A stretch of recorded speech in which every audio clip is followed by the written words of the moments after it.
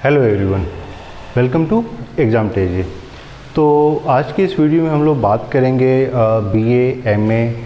इस वीडियो में हम लोग बात करेंगे कि जब भी हम लोग चॉइस का सिलेक्शन करते हैं तो वो किस तरीके से एलोकेट होता है।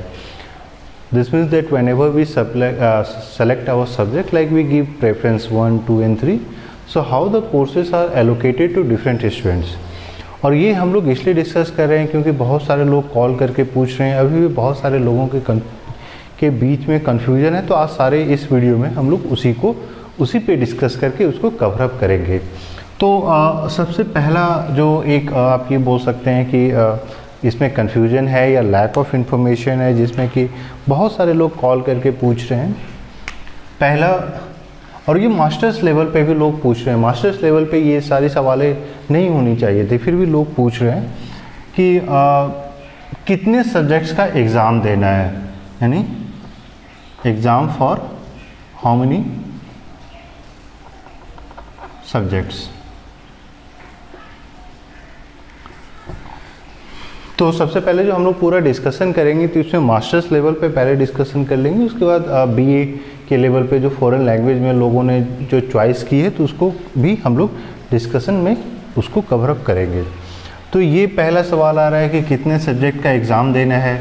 मतलब कि अगर आपने 2 सब्जेक्ट का फिल किया है, 3 सब्जेक्ट का फिल किया है, तो आपको कितने सब्जेक्ट में अपेयर होना है। दूसरा जो एक अक्सर बहुत सारे लोग सवाल पूछ रहे हैं कि चॉइस आफ्टर एडमिशन या फिर ड्यूरिंग एडमिशन।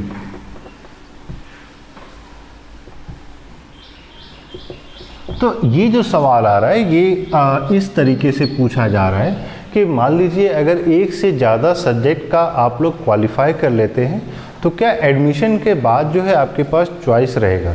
तो इसको एक एग्जांपल से समझते हैं। फॉर एग्जांपल IR और है, दूसरा है आपका PISM।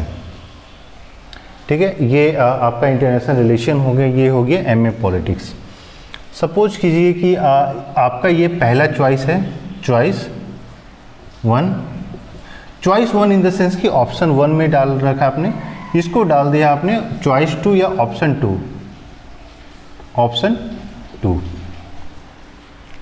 तो यहाँ पे हम लोग इस तरीके से इसको डिस्कस करेंगे कि आप लोग आसानी से इसको समझ जाइएगा कि इसमें हम लोग क्या बताना चाह रहे हैं, इसका क्या तरीका होता है। अब सपोज कीजिए IR का कट ऑफ आ गया आपका 81 और इसका कट ऑफ आ गया 92। ठीक है, ये कट ऑफ हो गया। आपको बताएंगे कि कट ऑफ कैसे डिटरमाइन होते हैं। और आपका स्कोर आ गया मान लीजिए 95। ये क्या है आपका कट ऑफ। ठीक है, तो ये तीनों इंफॉर्मेशन चाहिए आपको समझने के लिए। ऑप्शन 2 है जिसका कट ऑफ 92 है, ऑप्शन 1 है जिसका कट ऑफ 81 है, आपका स्कोर आ गया 95। तो अब बहुत सारे लोगों ने ये सवाल पूछा कि अब एडमिशन किस में मिलेगा, किस तरीके से मिलेगा, ये कौन डिटरमाइन करता है कि मुझे IR मिलेगा या PISM मिलेगा। तो सबसे पहले ये समझाने से पहले मैं आपको बता दूं कि कट ऑफ किस तरीके से डिटरमाइन होता है, क्योंकि बहुत सारे लोग पूछ रहे हैं कि सर मैं कट ऑफ क्लियर कर पाऊंगा या कर पाऊंगी, तो किस में कर पाऊंगी, किस में नहीं कर पाऊंगी, अगले साल का कट ऑफ क्या होगा। देखिए, बहुत सारे लोग आपको बता देंगे कि क्या कट ऑफ होगा, लेकिन कट ऑफ किस तरीके से डिटरमाइन होता है। कट ऑफ को आप प्रेडिक्ट कर सकते हैं, लेकिन 100% आप नहीं बोल सकते हैं कि इस बार का कट ऑफ जो है 81 होगा, 89 होगा, 72 होगा, वो आप नहीं बोल सकते हैं। तो ये चीज़ पे हम लोगों ने पहले भी आप लोग को बताया था, लेकिन एक बार फिर से डिस्कशन कर लेते हैं सो दैट कि आपको समझने में आसानी हो जाएगी। सपोज कीजिए टोटल सीट है मान लीजिए 40, तो जो 40th स्टूडेंट होता है उसका स्कोर ये कट ऑफ हो जाता है। ठीक है, तो ये कट ऑफ डिटरमाइन किया जाता है। अब ये 40 मान लीजिए कि अलग अलग कैटेगरीज में हो गए। सपोज कीजिए कि आपने ये मान लिया, ये अलग अलग कैटेगरी मान लिया। सपोज कीजिए ये जैन हो गए, ये ओबीसी हो गए, ये एसटी हो गए, ये एससी हो गए, इसी में मान लीजिए आपका ये ईडब्ल्यूएस हो गया। अब मान लीजिए ईडब्ल्यूएस में आपका यहाँ 4 सीट है, यहाँ 15 सीट है, यहाँ पे मान लीजिए 7 सीट है, यहाँ पे 12 सीट है, यहाँ पे 16 सीट है, ठीक है। तो अब इसका जो 16th बच्चा होगा, ओबीसी में जो ऊपर से टॉप 16 का जो भी स्कोर होगा उन्हीं बच्चों का एडमिशन हो जाएगा। यानी कि जो ऊपर से जो 16th बच्चे हैं उनका एडमिशन हो जाएगा, और जो 16th बच्चा होता है, जो 16th स्टूडेंट होते हैं, उनका स्कोर जो है वो कट ऑफ बन जाता है। तो इस तरीके से आपका कट ऑफ डिटरमाइन होता है। वैसे ही अगर आप जनरल कैटेगरी में हैं तो जनरल कैटेगरी में जितने भी बच्चे हैं उनका स्कोर टॉप से नीचे तक का स्कोर लिया जाता है।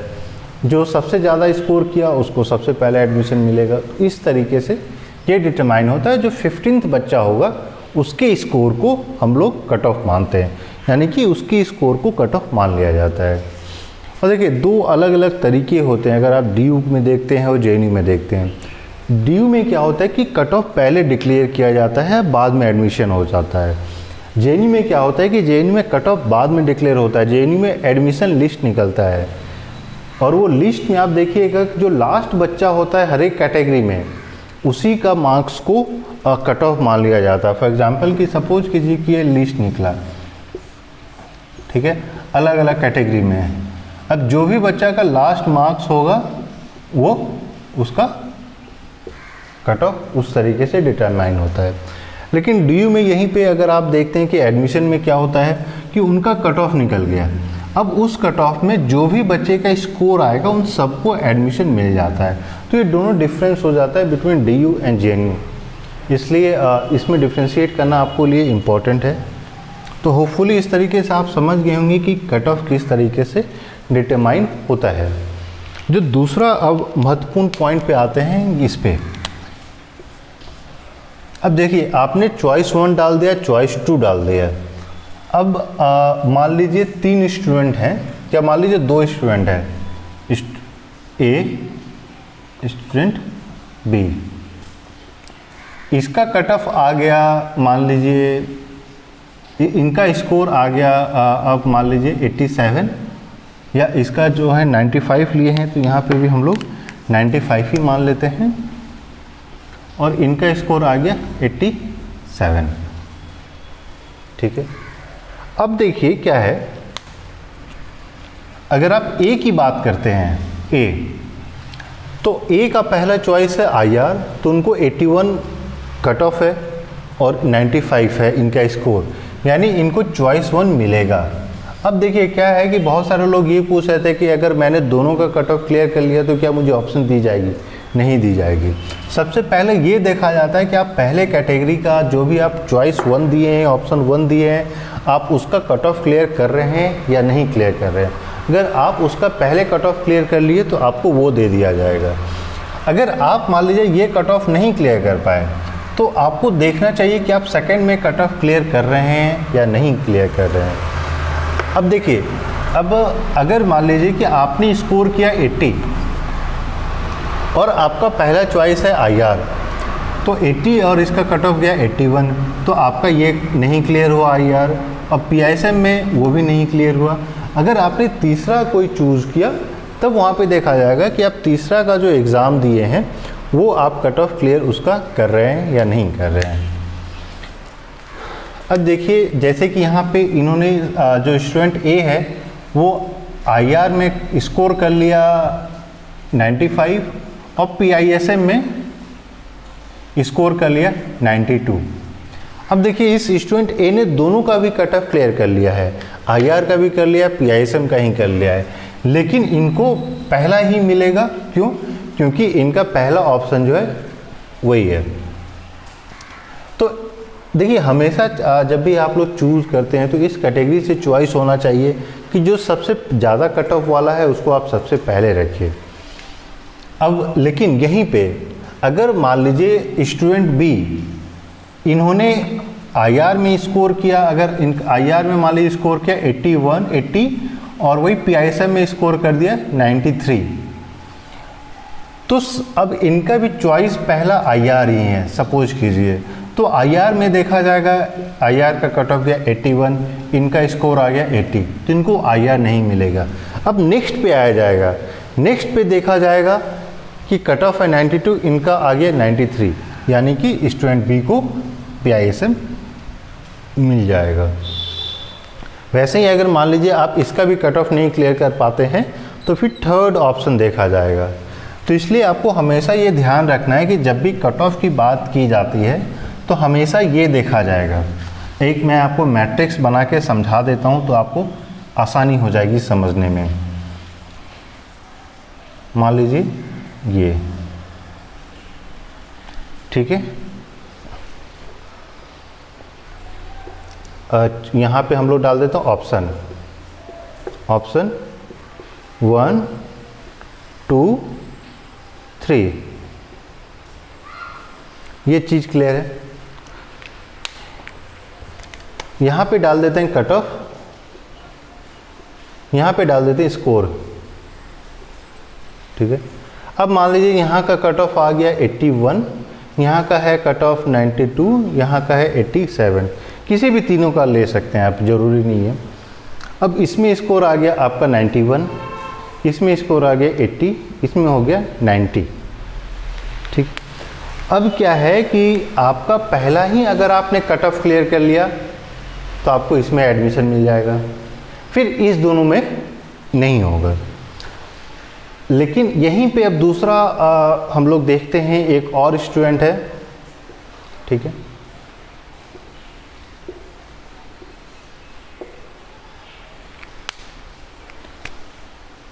(81, 92, 87). अब इस स्टूडेंट का यहाँ पे स्कोर आ रहा है सिर्फ 70, यहाँ पे स्कोर आ रहा है यहाँ पे 94, यहाँ पे आ रहा है 94।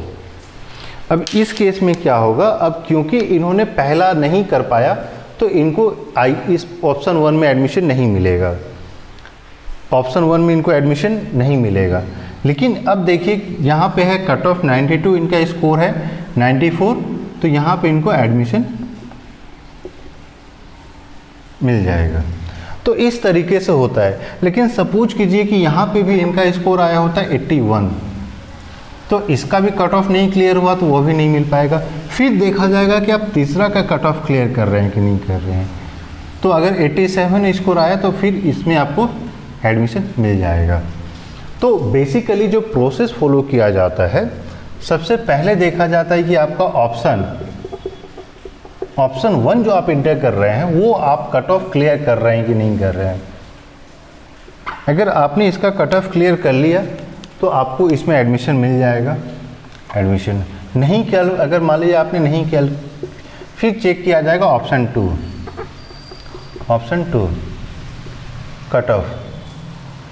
Cut off must be lower than your score,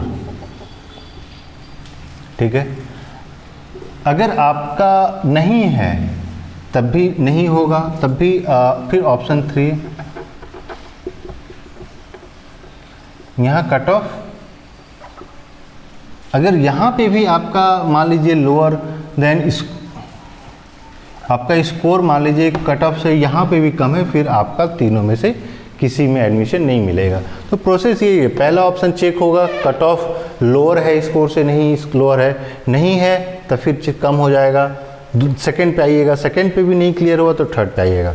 अगर आपने पहले ही क्लियर कर लिया तो पहले पे ही मिल जाएगा।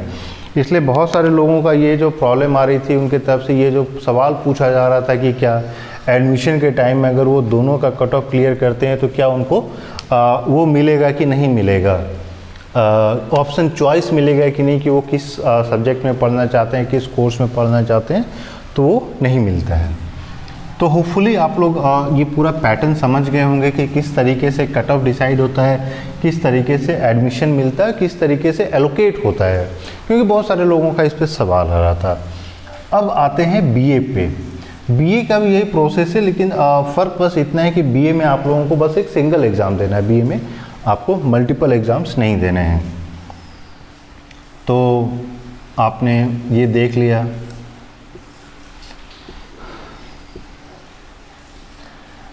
बीए का क्या होता है कि यहाँ पे आपका मान लीजिए ऑप्शन वन है, ऑप्शन 2 है, ऑप्शन 3 है।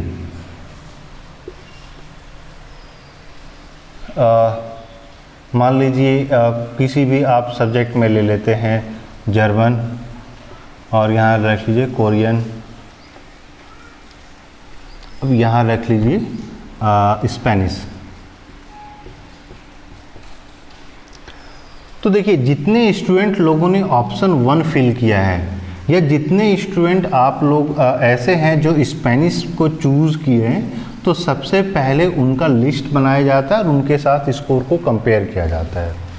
सपोज कीजिए कि 8000 बच्चों ने स्पेनिश के लिए अप्लाई किया, तो उस 8000 बच्चों में जो टॉप के मान लीजिए जितने सीट के अनुसार से स्टूडेंट है, उनका स्कोर को कंपेयर करके उसको एडमिशन दिया जाता है। वैसे ही जो जर्मन में जिन लोगों ने अप्लाई किया है, जिन लोगों ने कोरियन में अप्लाई किया है, तो उसी तरीके से किया जाता है।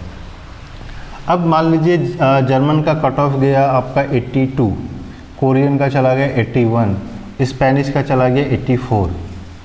अब आपने एक ऐसा बच्चा है जिसने स्कोर किया 84, एक ऐसा बच्चा है जिसने स्कोर किया 81। अब एज्यूम कर लीजिए कि तीनों का जो प्रेफरेंस है ऐसा ही है, option 1 German, option 2 Korean, option 3 Spanish, ठीक है। तो जो 81 वाला है इसका ये क्लियर नहीं हुआ, लेकिन ये सेकंड, यानी कि यहाँ पे आपको एडमिशन मिल गया। लेकिन जो जिसने 84 स्कोर किया, वो तो पहला का ही ऑप्शन क्लियर कर दिया, यानी उसको ऑप्शन 1 का ही एडमिशन मिल गया। तो इस तरीके से आपके बीए के लेवल पे भी डिटरमाइन होता है कि आपने कितना स्कोर किया और आपको किस सब्जेक्ट में एलोकेट किया जाएगा। और देखिए बहुत सारे लोगों को मैंने आप लोगों को बताया था कि आप जब भी चॉइस कर रहे हैं तो जो जिसको आपको लगता है कि जिसका हाई कट ऑफ जाएगा उसको सबसे ऊपर रखना चाहिए। क्यों? अगर आप इसका भी कट ऑफ करके इन द सेंस कि आप मान लीजिए 90 भी स्कोर किए तब भी आपको तो पहला चॉइस ही मिल रहा है, अगर आपने इससे कम भी किया तो ये भी नहीं मिलेगा, ये भी नहीं मिलेगा। इसलिए यहाँ पे स्पेनिश को तो 3rd नंबर पे डालने का कोई फ़ायदा है ही नहीं। और ये मैंने आप लोगों को 1000 बार बताया है, जितने लोगों ने कॉल किया, जितने लोगों का फॉर्म हम लोगों ने फिल किया, वो सारी चीज़ों में हम लोगों ने इस बात का ध्यान रखा था कि हमेशा किस तरीके से आपको चॉइस करनी है सब्जेक्ट की। लेकिन फिर भी आप लोगों ने कुछ ऐसे बच्चे होंगे जो गलतियाँ किए होंगे, ठीक है। तो हमेशा उस सब्जेक्ट को लास्ट में रखना चाहिए जिसका कट ऑफ आपके तीनों ऑप्शन में लोएस्ट जाता है। क्यों? क्योंकि मान लीजिए कि अगर आपने पहला ही कोरियन डाल दिया 81 में, तो उस केस में तो आप 3rd का भी सारे आप टॉप कर जाइए, फिर भी आपको 81 पे ही एडमिशन मिल जाएगा। हाँ, लेकिन देखिए ये भी इम्पॉर्टेंट है कि आप पहला उन सब्जेक्ट को फिल कीजिए, पहला ऑप्शन आप उसको रखिए जो आपका प्रेफरेंस है। ये नहीं कि अगर आपका प्रेफरेंस अरबिक है तो सबसे पहले अरबिक ही होना चाहिए, आपका प्रेफरेंस कोरियन है तो सबसे पहला कोरियन ही होना चाहिए, सो दैट कि जो भी आपका प्रेफरेंस है उसमें आपको आसानी से एडमिशन मिल सके।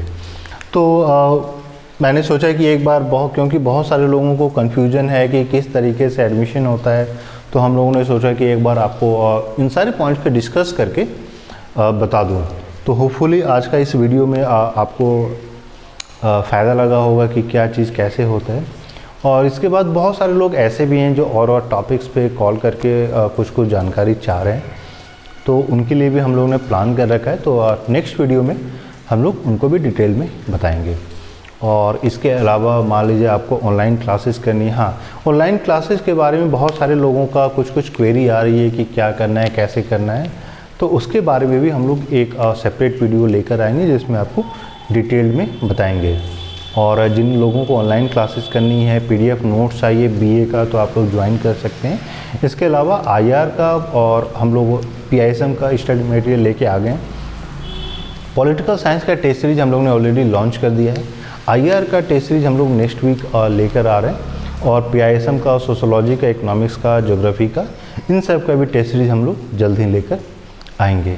इसके अलावा आपका और भी कोई सवाल है तो आप लोग कॉल या मैसेज करके पूछ सकते हैं। हम लोगों का जो कॉन्टैक्ट नंबर है ये वीडियो के डिस्क्रिप्शन में आपको आसानी से मिल जाएगा। So thank you and all the best.